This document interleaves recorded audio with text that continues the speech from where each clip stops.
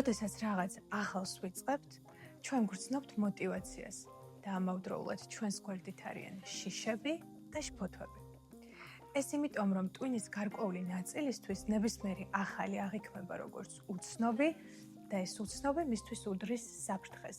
ამიტომ ნუ გაგიკვირდება თუ ის ყველაფერს გააკეთებს იმისთვის, რომ ამ საფრთხეებს აგარიდოს.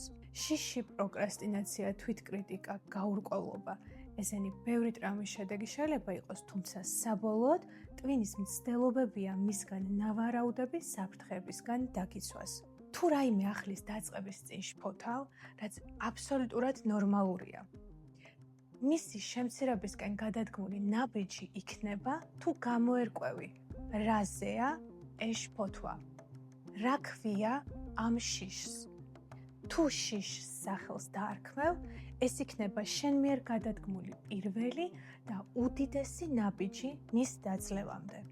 გაცნობიერებული და სახელდარქმეული შიშები შენ გიბრუნებს ძალას და უნარს, რომლის მეშვეობითაც შიშს ამჯერად უკვე შენ მართავ.